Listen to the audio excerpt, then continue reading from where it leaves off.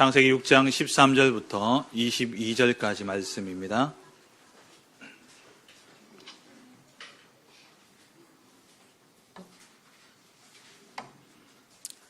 창세기 6장 13절부터 22절까지 말씀, 우리 한 절씩 교독하겠습니다.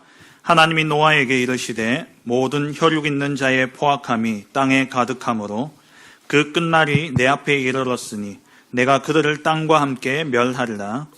너는 고페르나무로 너를 위하여 방수를 만들되 그 안에 칸들을 막고 영청을 그 안팎에 칠하라. 내가 만들 방주는 이러하니 그 길이는 300규빗, 너비는 50규빗, 높이는 30규빗이라.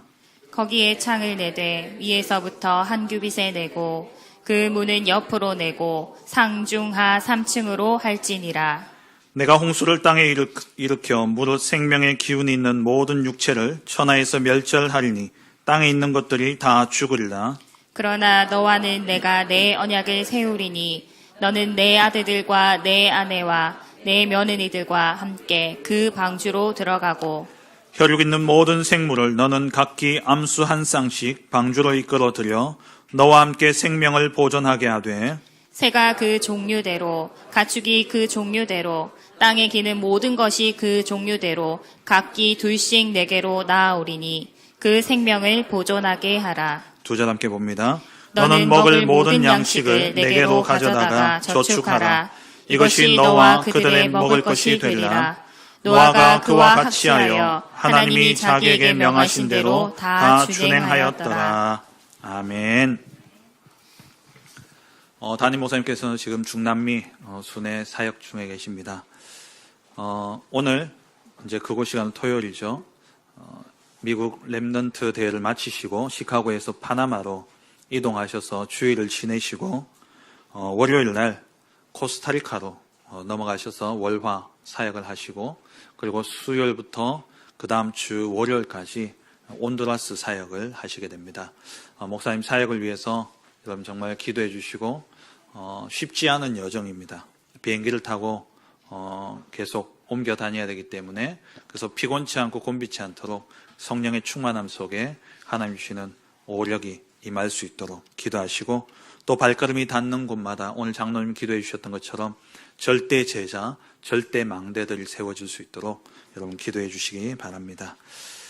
담임 목사님 순회 사역하시는 3주 동안은 우리 주일 예배는 우리 지회당 단독으로 드리고 오후 예배 때 우리 하나교회 본 강단 말씀을 받도록 하겠습니다. 우리 함께 인사하겠습니다. 평안하십시오.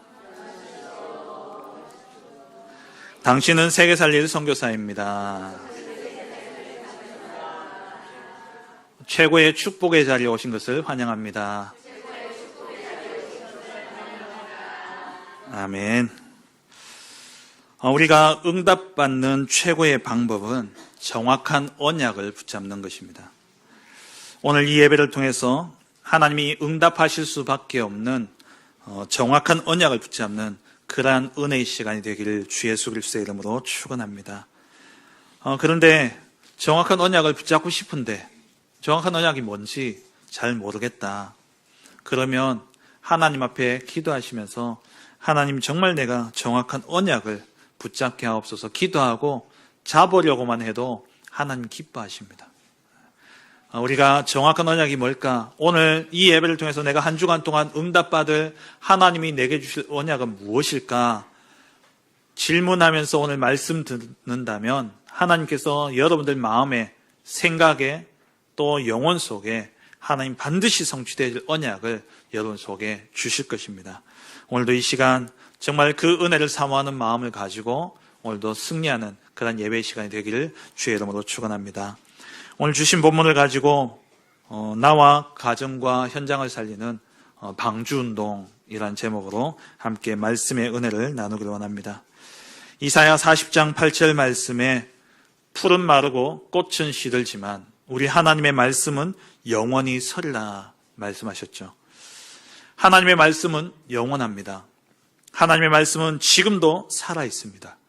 그 하나님의 말씀은 지금도 살아서 시공간을 초월하여서 우리 가운데 임하며 또 우리를 통해서 그 말씀은 반드시 성취되어집니다. 하나님의 말씀을 볼 때에 우리는 이 믿음의 눈을 가지고 말씀을 봐야 되는 것이죠. 오늘 읽은 이 본문은 노아 시대의 이야기입니다. 아, 옛날에 그랬구나. 노아 때 그런 일이 있어서 홍수가 났구나. 그렇게 끝나는 것이 아니라 지금 살아서 성취되어지는 말씀이기 때문에, 지금 시공간을 초월해서 오늘 우리에게 주시는 말씀이기 때문에 그 말씀을 우리가 믿고 오늘도 정확한 하나님의 언약을 붙잡는 그러한 은혜가 있기를 바랍니다. 시대의 재앙이 현장뿐만 아니라, 저 불신 현장뿐만 아니라 하나님의 백성인 저와 우리 가정과 교회, 그리고 이 현장을 덮치고 있습니다.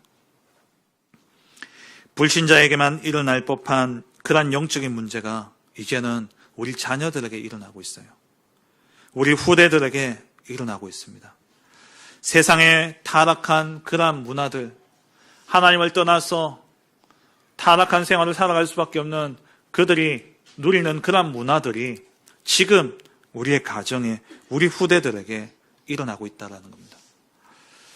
음란과 또 영적인 문제들, 그리고 무기력과 무능함, 그리고 불치병과 또 이 마음의 불안과 두려움들, 정말 그리스도 복음 안에 있다면 당연히 없어야 될 문제임에도 불구하고 우리 가정에, 우리 자녀에게 지금 임했다라는 것이죠. 완전 재앙의 홍수가 세상뿐만 아니라 우리 믿음의 가정에도 지금 덮치고 있는 그러한 현실입니다. 이러한 가운데 우리는 과연 어떻게 해야 되겠습니까? 나와 우리 가정과 또 교회와 현장에 진짜 방주운동이 일어나야 됩니다. 방주 안에 들어가면 다 사는 것이죠. 나를 방주 안에 집어넣고 우리 가정 안에 방주를 만들고 우리 교회와 또 우리 현장에 방주를 만드는 겁니다. 이 방주운동이 일어나야 돼요. 그래야지 모든 것이 다 살아날 수 있는 것입니다. 첫 번째입니다. 노아 시대의 방주운동부터 우리가 살펴봐야 되겠습니다. 오늘 본문은 너무나 잘 아는 우리 내용이죠. 이 모든 일은 지금도 똑같이 우리에게 일어나고 있는 일입니다. 노아 시대는 어떤 시대였습니까? 오늘 읽진 않았습니다만은 1절, 2절에 보면은 사람이 땅 위에 번성하기 시작할 때에, 이 말은 창세기 1장 28절 말씀이 성취되어졌다는 말이에요. 생육하고 번성하라는 이 말씀이 그대로 성취되어진 겁니다. 그런데 그렇게 성취되어지고 정말 하나님의 은혜가 임한 이러한 시대에 언약을 놓친 이 하나님의 아들들이 어떻게 했냐? 6장 2절 말씀에 하나님의 아들들이 사람의 딸들의 아름다움을 보고 자기들이 좋아하는 모든 여자를 아내로 삼아버렸죠. 사단은 늘 똑같은 전략을 씁니다. 보여주고 탐하게 하고 취하게 하는 겁니다. 그게 사단이 하는 짓이에요. 우리 육신의 눈으로 보게 하고 그 본 것을 탐하게 만들고 그것을 취하게 만들어요. 오늘 이 본문을 6장 1절에서 4절까지 읽어보면은요, 1절에서 3절까지 내용을 보면은 창세기 3장 사건이 그대로 떠오를 겁니다. 창세기 3장 사건도 똑같아요. 보여주고 탐하고 취하게 만든 거죠. 하나님이 동산의 모든 나무 실과를 먹지 말라 하시더냐 하니까 이 하와가 아니다, 하나님이 동산 모든 나무의 실과를 먹게 하셨다. 하지만 동산 중앙에 있는 이 선악을 알게 하는 나무의 실과는 먹지 말라 하셨다. 그 틈을 사단이 딱 노린 거죠. 뱀이 아니야, 그것을 먹으면 죽지 않아. 너가 그것을 먹으면 하나님처럼 되기 때문에, 하나님처럼 되어서 눈이 밝아져서 선과 악을 알게 할 줄 하나님이 알기 때문에 네가 하나님처럼 될 수 있기 때문에 그걸 막은 거야. 이렇게 이야기합니다. 그러고 보니까 어떻게 보였습니까? 보암직하고 지혜롭게 할 만큼 탐스러운 열매로 보여진 겁니다. 그 열매를 보는 순간 저것을 취하고 싶은 이 탐욕이 탁 일어난 거죠. 그래서 그것을 취하여 먹은 거예요. 그 결과 어떻게 되어졌습니까? 본인 하와와 아담만 저주받은 것이 아니라 이 땅 모든 만물이 다 저주를 받았죠. 오늘 본문도 마찬가지입니다. 사단이 똑같이 하나님의 아들들, 언약 가진 하나님의 백성들이 육신의 눈이 밝게 만드는 거예요. 사람의 딸들의 아름다움을 보고 그 모든 기준이 언약 기준이 아니라 육신의 안목의 정욕이 기준이 되어진 겁니다. 육신의 정욕이 일어나기 시작한 거예요. 그래서 2절 말씀에 자기들이 좋아하는 그냥 여자가 아니라 모든 여자를 아내로 취했다라고 되어 있어요. 모든 여자를 아내로 취했다. 이 탐욕이, 정욕이 이게 막 불일 듯이 일어난 거죠. 그래서 그 여자를 취한 겁니다. 그러면 이게 단순히 그냥 윤리적으로 성적으로 타락했기 때문에 그러냐? 그게 아니라 하나님의 언약을 놓쳤다는 거예요. 하나님의 언약을 놓친 결과가 뭡니까? 하나님이 이제 이 땅에 저주와 재앙을 주시는 것이죠. 이렇게 해서 영적인 존재였던 언약의 백성들이 하나님을 떠나게 되었고 그 결과 저주와 재앙이 찾아오게 되어진 겁니다. 하나님을 떠난 사람들은 그 마음에 하나님을 두기를 싫어합니다. 하나님을 마음에 두기 싫어요. 왜? 내가 하나님이 될 수 있다 생각하니까. 내가 하나님이 되려고 하니까 하나님을 두기를 싫어하기 때문에 생각하는 모든 것이 악할 수밖에 없습니다. 그래서 5절 말씀에 보시면 여호와께서 사람의 죄악이 세상에 가득함과 그의 마음으로 생각하는 모든 계획이 항상 악할 뿐임을 보시고 그들의 계획이 항상 악했고 그 악한 계획과 생각들로 인해서 이 세상은 죄악이 가득하게 되어진 겁니다. 이런 시대를 바라보며 하나님은 6절 말씀에 땅 위에 사람 지으셨음을 한탄하셨다 그랬어요. 그리고 마음에 근심하신 겁니다. 이들이 정말 이 저주와 재앙 속에 하나님을 떠나서 타락의 길로 가고 있는 이들을 바라보며 하나님이 근심하신 거예요. 근심하시면서 결국에는 더 이상 저 길로 가도록 내버려둬서는 되지 않으니까 돌아오게 하시기 위해서 하나님이 마음의 결정을 하셨습니다. 하나님께서 사람을 지면에서 쓸어버릴 홍수 심판을 계획하신 것이죠. 17절 말씀에 내가 홍수를 땅에 일으켜 무릇 생명의 기운이 있는 모든 육체를 천하에서 멸절하리니 땅에 있는 것들이 다 죽으리라. 다 죽이겠다는 거예요. 그런데 이런 가운데서도 하나님은 생명의 그 희망을 주셨습니다. 그게 노아였죠. 그래서 8절 말씀에 그러나 노아는 여호와께 은혜를 입었더라. 하나님이 노아에게 은혜를 베푸사 그 시대 살릴 방주를 짓게 하신 것입니다. 그 방주를 지음으로 자기를 살리고 또 가정을 살리고 그리고 그 시대 모든 육체 그 동물들의 생물의 종들을 보존케 하는 그러한 일을 이루게 되어진 것이죠. 히브리서 11장 7절에 보시면은 믿음으로 노아는 아직 보이지 않는 일에 경고하심을 받아 경외함으로 방주를 준비하여 그 집을 구원하였으니 이로 말미암아 세상을 정죄하고 믿음을 따르는 의의 상속자가 되었느니라.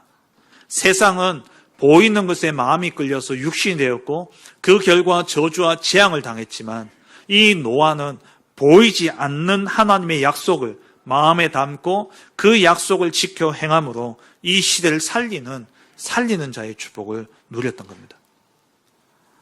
14절에 너를 위하여 방주를 만들라.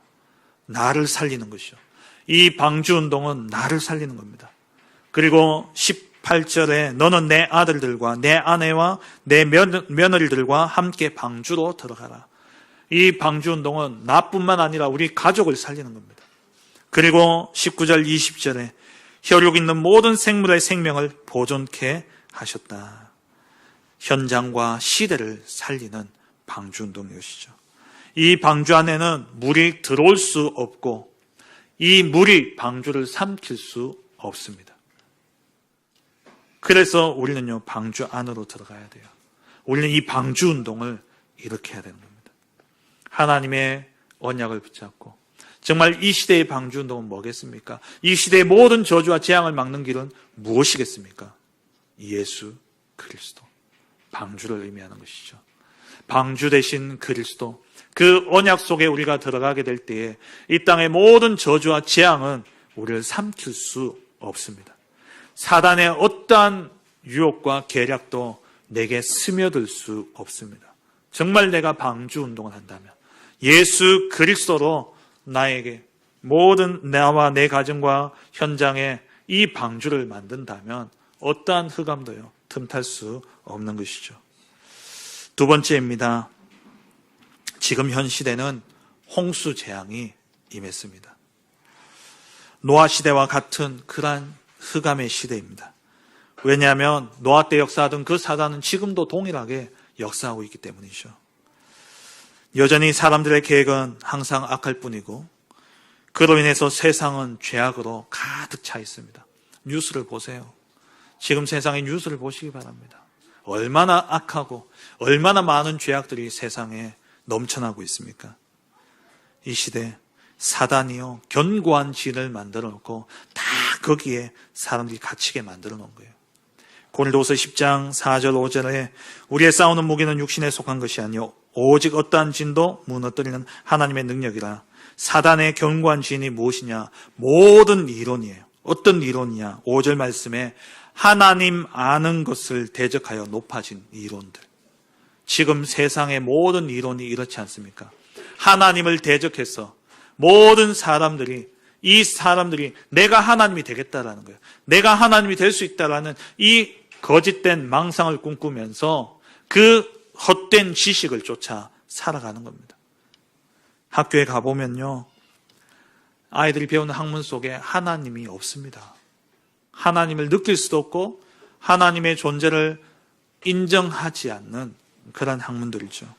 그러다 보니까 이 아이들이 자연스레 자라나면서 교회 오면 하나님이 있는데 현장에 가면 하나님이 없어요. 교회 오면 예배는 드리는데 현장에 가서는요 불신자처럼 살고 불신자보다 더 못한 삶을 살아가고 있는 겁니다. 왜냐? 하나님이 없거든요. 하나님이 없다 배우고 하나님이 없는 것처럼 여겨지기 때문에 그런 것이죠. 하나님이 없으니까 내가 하나님이 되어야 되는 겁니다. 그래서 사람들은 내가 중요하고 내 것이 중요하고 그리고 나의 성공이 중요한 것이죠. 그래서 모든 것이 나 중심입니다. 나 중심이에요. 나를 위해 살아야 되는 것이죠. 그래서 세상에서 그렇게 가르칩니다. 야, 네가 좋으면 좋은 거야. 네가 좋으면 괜찮은 거야. 그러다 보니까 세상은 경쟁과 분쟁과 분열과 그리고 갈등이 끊이지 않는 것입니다. 그 분쟁과 갈등들이 계속되어지다 보니까 그게 어떤 결과로 이어집니까? 살인, 강도, 강간, 이런 추악한 범죄들이 일어나는 거예요. 왜? 내가 즐거우면 되니까. 내가 많이 가져야 되니까. 내 기분이 중요하니까. 네가 나를 기분 나쁘게 해? 네가 나를 해하게 해? 그러니까요.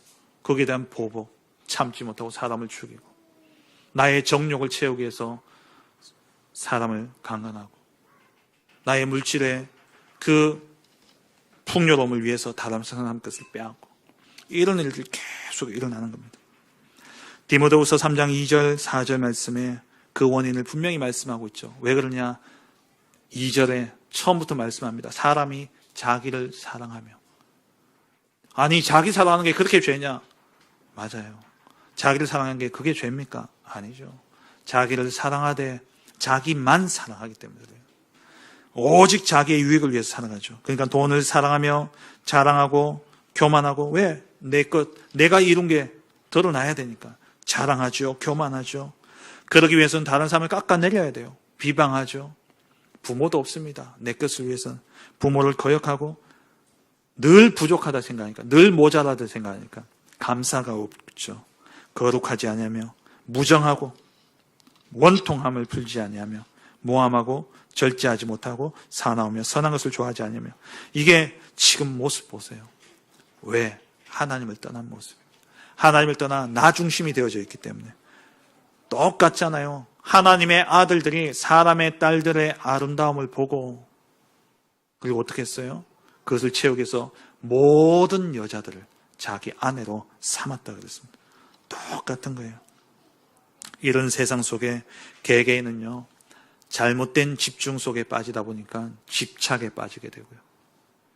틀린 것에 집중합니다. 그게 중독이 되어지는 거예요.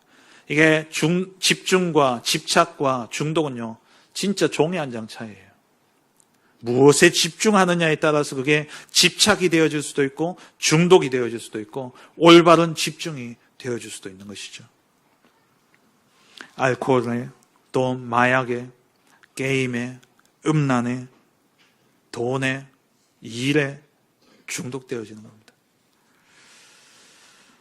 그러다 보니 영적인 문제에 올 수밖에 없는 것이죠. 정신 문제, 우울증과 공황증과 대인기피증, 또 분노조절 장애, 이러한 문제들이 사람 속에 다 있다는 거예요. 이번 주에 제가 영상을 올려드렸습니다마는 많은 사람들이 그 강의 듣고 얼마나 참 웃고 참 그 강의 들으면서 즐겁고 얼마나 힘을 얻었어요. 우리 김창옥 씨, 그분이 정신과 치료를 받은 지 5년인가 7년이 됐다 그러잖아요. 강의할 때는 정말 아무렇지도 않게 딱 강의하는데 혼자 있으면요, 이 찾아오는 이 두려움과 이 공허함이 계속 되어지는 겁니다.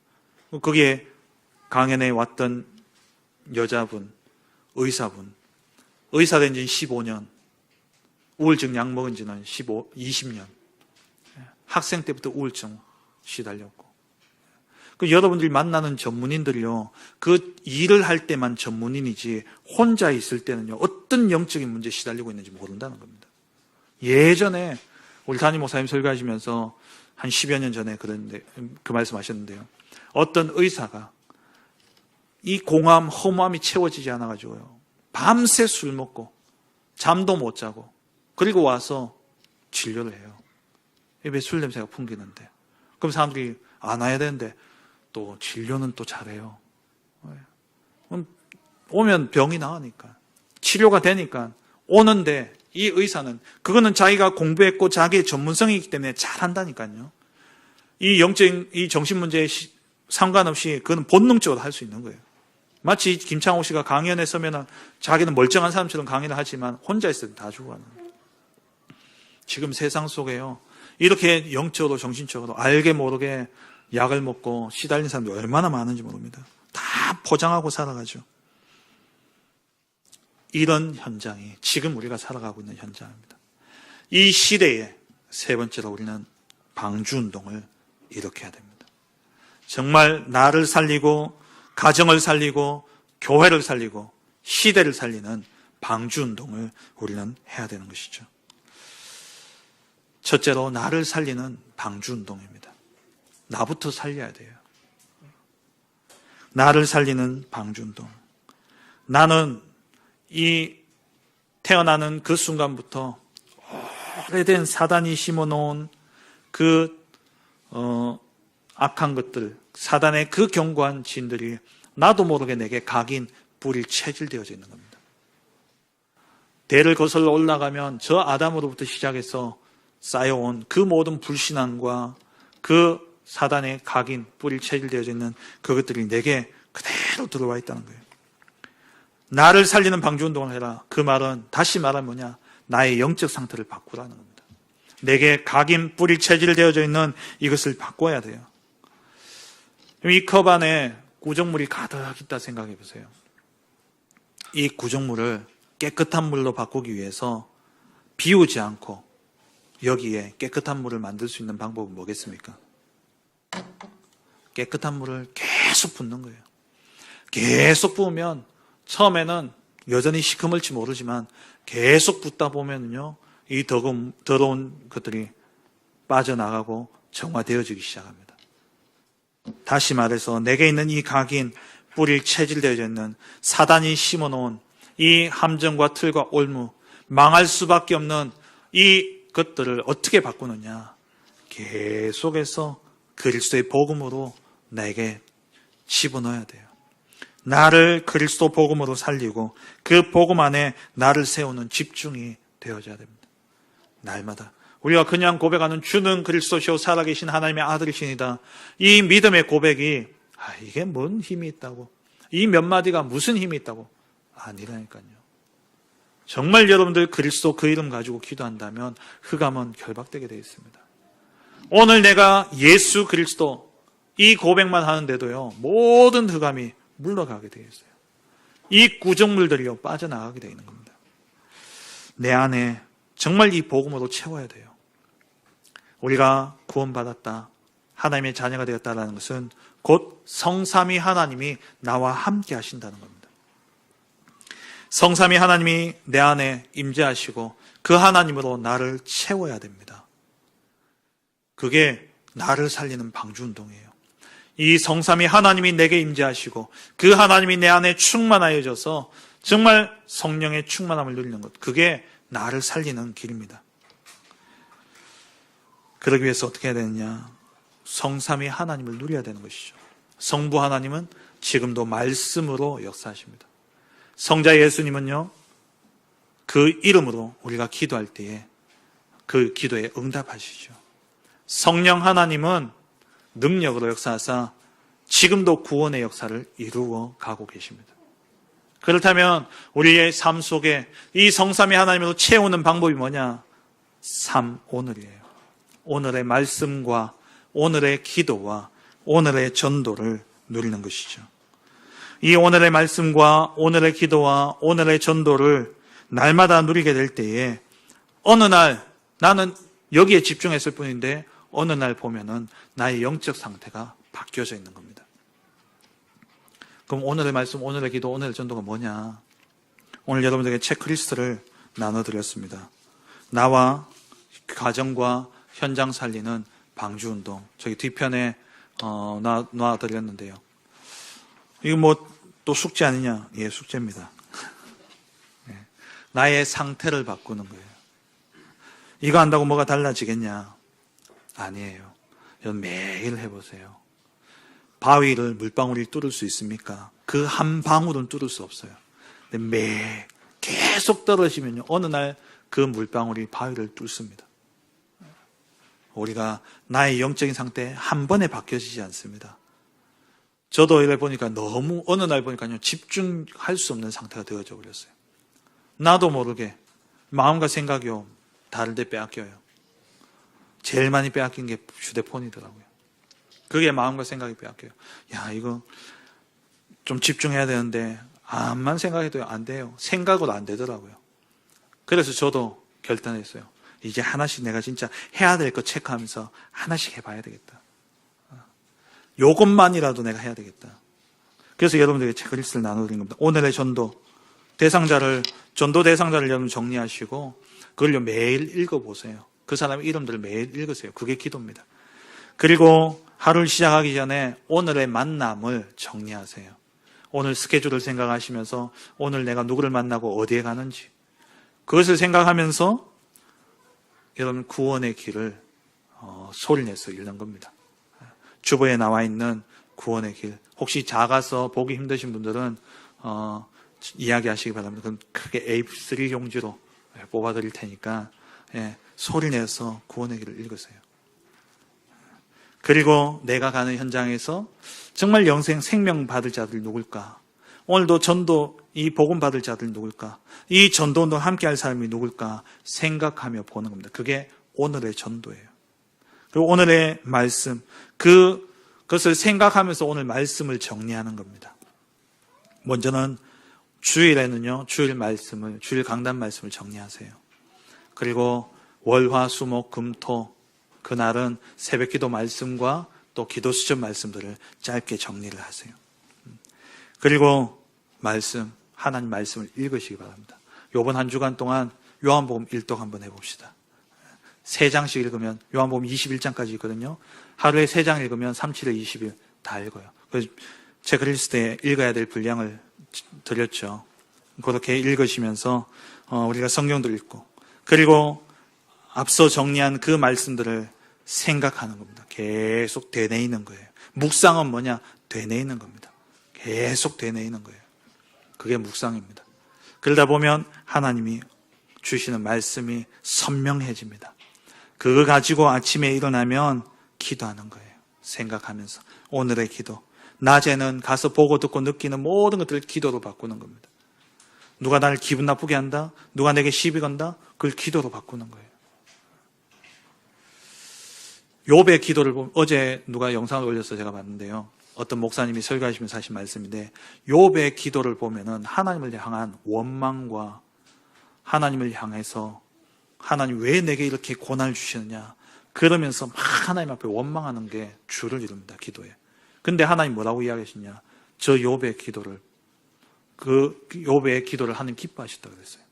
그러면서 그 친구들에게 뭐라 했냐? 저 욥한테 너희 기도해달라고 부탁해라. 안 그러면 내가 너가 친다.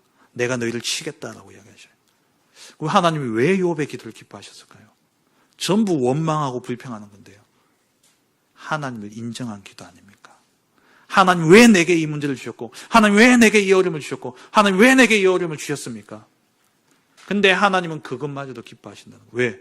그걸 내가 하나님이 하셨다는 걸 인정하고 있기 때문에. 그래서 여러분 보고 듣고 느끼는 모든 것을요, 기도로 바꾸세요. 원망, 짜증이 납니까? 짜증도 기도로 바꾸세요. 불평이 일어납니까? 화가 치밉니까? 이 분노를 억제하지 못하겠습니까? 그걸요, 기도로 바꾸세요.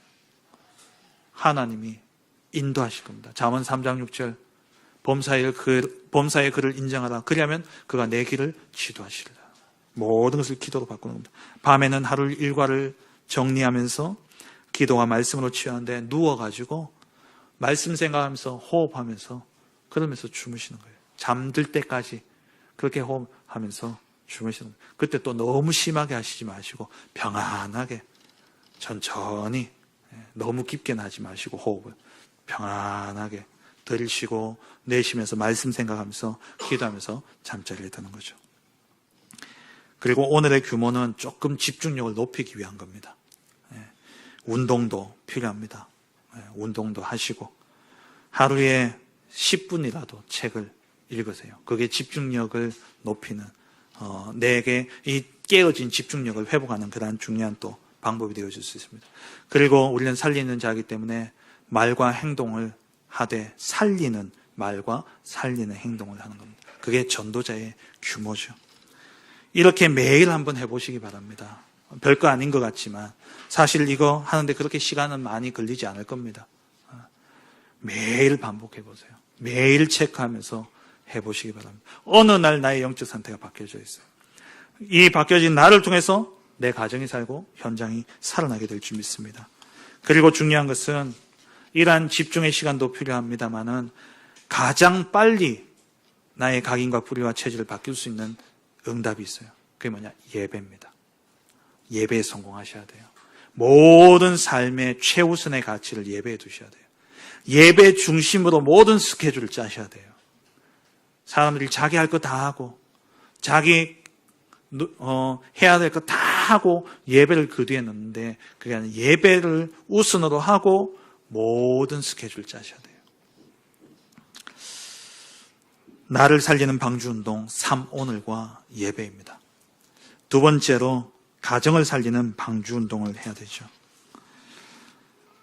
이 가정에서 우리가 가정을 살리는 방주운동은 이 가정에 이 흑암이 틈타지 못하도록 우리가 다 방주를 만들어야 됩니다. 그는 가정 예배입니다.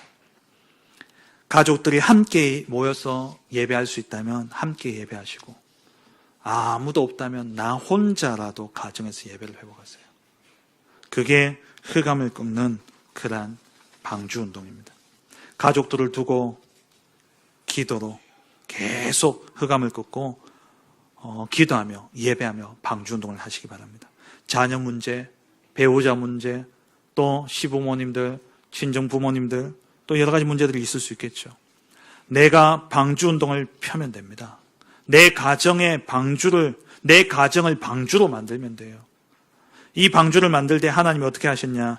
칸들을 막으라고 했어요. 왜? 나무를 쌓아서 이렇게 만드니까 나무 사이사이에 틈이 있잖아요. 그 틈들을 막으라고 그랬어요. 그리고는 이 나무는 물을 머금기 때문에 그래서 안팎으로 역청을 칠하라는 겁니다. 기름을 칠하라는 거예요. 그래가지고 이 나무에 물이 스며들지 못하도록. 그게 뭐냐? 가정의 방주를 만드는 예배입니다. 가정 예배를 회복하시기 바랍니다. 그래야 세상의 문화와 세상의 흑암이 들어올 수 없는 것이죠. 그리고 세 번째로 교회 살리는 방주운동을 하시기 바랍니다. 교회가 문을 닫는 이유가 뭡니까? 누구든지 와서 살 수 있어야 되는데, 누구든지 방주에 들어오면 다 살잖아요. 교회가 방주가 되어야 되는데 이 교회가 방주가 되어지지 않으니까 아무나 들어올 수 없는 곳이 되어버려요. 교회는요, 모든 사람이 와야 됩니다. 특정 계층의 사람들이 오는 것이 아니라 깨끗하고 올바른 사람, 또 멀쩡한 사람이 오는 것이 아니라 약하고 상처받고 아프고 병든 자들, 그리고 가난한 자들, 죄인들이 와야 되는 것이 교회예요. 예수님께서 왜 오셨습니까? 마가복음 2장 17절에 건강한 자에게는 의사가 쓸데없고 병든 자에게라야 쓸데가 있느니라. 나는 의인을 부르러 온 것이 아니요 죄인을 부르러 왔노라. 교회는요, 누가 와도 살 수 있는 곳이 교회가 되어야 됩니다. 예배 중에 목사님 말씀 전하는데 갑자기 소리를 지를 수도 있고, 벌떡 일어날 수도 있고, 목사님한테 갑자기 일어나 질문할 수도 있고, 그래야죠. 그렇다고 여러분 그렇게 하라는 이야기가 아니라 그런 분들도 오셔야 된다는 거예요. 영적으로 시달리고 어려움을 겪고, 아니 세상에 어디에서 답을 줄 수 있습니까? 세상에 어느 누가 그것을 치유할 수 있겠어요? 이 모든 문제는 하나님을 떠난 문제인데 하나님 만나야 될 거 아닙니까? 정말 누구든지 와서 치유받을 수 있어야 돼요. 누구든지 와서 살아날 수 있어야 돼요. 그래서 우리 교회는요, 237일 오더라도 다 받아들일 수 있는 그런 마음과 생각이 되어져야 돼요. 이게 민족이 다르다라는 것은요, 상식선이 다를 수 있습니다. 상식선이 완전히 다를 수 있어요. 그러니까 우리 상식선을 보면요, 도대체 이해가 안 되어지는 겁니다. 그 모든 상식선을 무너뜨려야 돼요. 무엇으로? 복음으로. 이 사람이 맞다 틀리다가 아니라 이 사람이 어떻게 복음을 누리게 만들까? 그 하나에 집중하면요, 다 넘어설 수 있어요. 어떻게 이 사람이 정말 예수를 그리스도로 고백할 수 있도록 도와줄까? 이 사람이 어떻게 하면 이 그리스도로 살아갈 수 있을까? 그걸 고민하고 생각해야 돼요. 우리 후대들 지금 보세요. 바깥에 막 뛰어다니고 막 쿵쿵거리고, 여러분 얼굴이 돌아가죠. 그게 여러분 신경 안 쓰일 정도로 말씀이 집중되어져야 돼요. 그래. 저 아이들도 복음만 들어가면, 저렇게 뛰어다니는 사람들이 저였고 여기 앉아 계신 우리 다 아니었습니까? 여러분 저만한 나이 때 한번 생각해 보세요.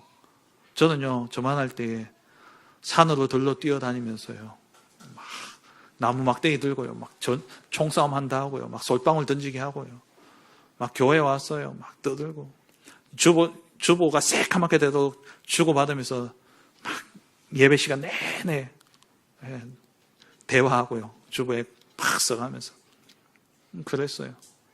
근데 보세요, 다 지나가는 시간입니다. 정말 이 아이들을 어떻게 살릴까? 우리 후대들이요, 마음껏 와서 복음 받을 수 있도록. 어제 제가 오후에 이제 교회에서 말씀 준비하고 주일 준비하는데, 화장실을 간다고 하니까요, 한 유연히 또래되는 아이들이 한 8, 9명이 우리 엘리베이터 앞에 복도 앞에 딱 있는 거예요. 제가 깜짝 놀랐어요. 이것들이 막 떠들고 막 입에는 막 욕이 나오면서, 이것들 진짜 이러면서 막 속에 막 올라오더라고요. 그러더니만 제가 또 나니까 깜짝 놀다가 내려가더니만 요 밑에 광장에서요, 한 2시간을 막 계속 떠들고 노는 겁니다. 저도 안 바뀐 거 있죠. 저것들. 저런 애들 와야죠. 복음 듣고. 지금 테라스에 애들 놀다 보니까요, 놀다가 이렇게 실수로 막 공이 밖으로 날아가고, 막 지난주에 그 주스 줬더니만 주스 먹고는 주스 통 가지고 축구한다고 축구하다가 막 밖으로 떨어지고 막 난리예요 지금. 이거 해야 되냐? 안 나가도록 막아야죠. 그래서 오늘 오후에 위에 천장에 검을 치려고 합니다. 네. 누구든 좋아야 돼요. 와서 살아야 돼요. 아니 저 아이도 근데 뻥뻥 차가지고 꽉 쫙쫙 날아가는 아이 가운데 나중에 손흥민이 될 아이가 있으면 어떡할 겁니까? 야, 차지 마! 공 차지 마! 만약에 손흥민이 될 아이가 있으면 어떡할 거예요? 모든 아이들 진짜 품고 살릴 수 있는, 우리의 생각이 바뀌어야 돼요. 우리의 마인드가 달라져야 돼요.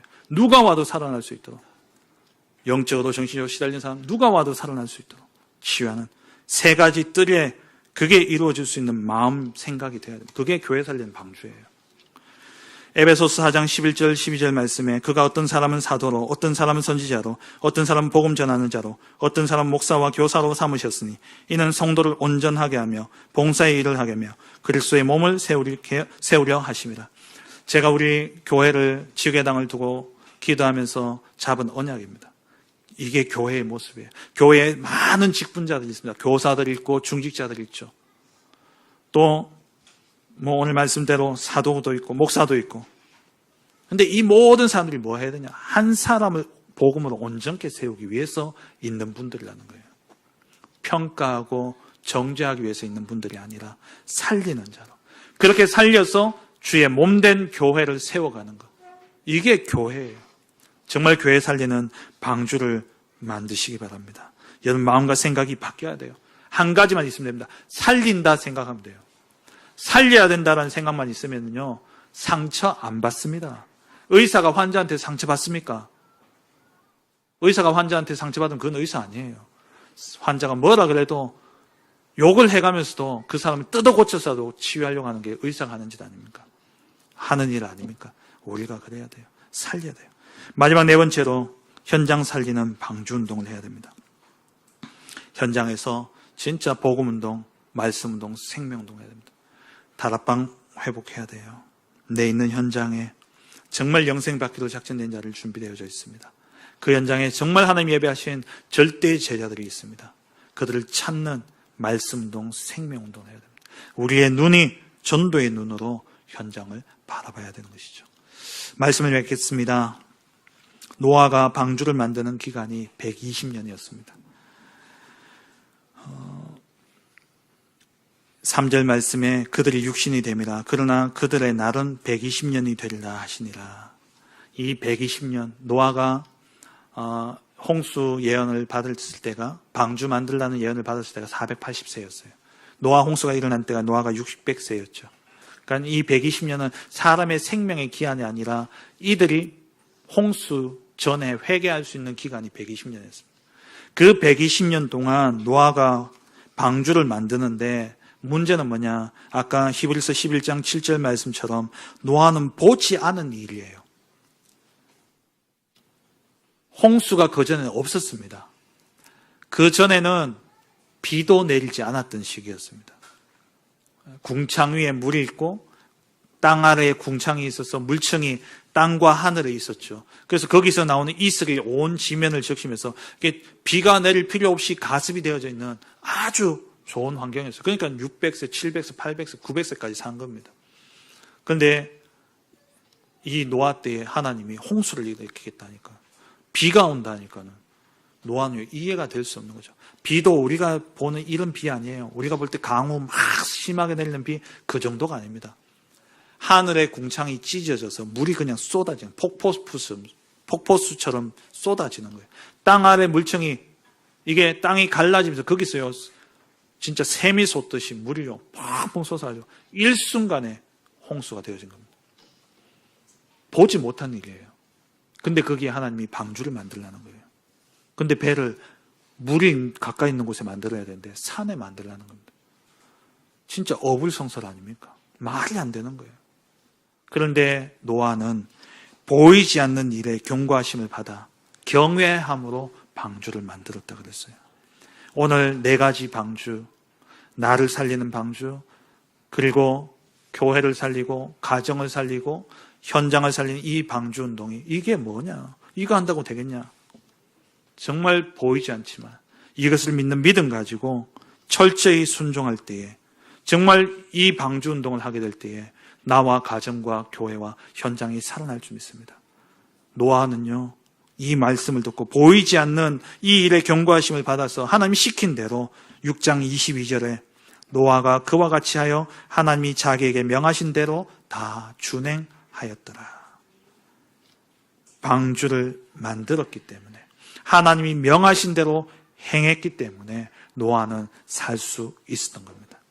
저와 여러분들이 이번 한 주간 동안 정말 나와 가정과 교회와 현장을 살리는 이 방주 운동을 통하여서 정말 모든 것이 살아나는 그 응답 누리는 한 주간 되시기를 주의 이름으로 축원합니다.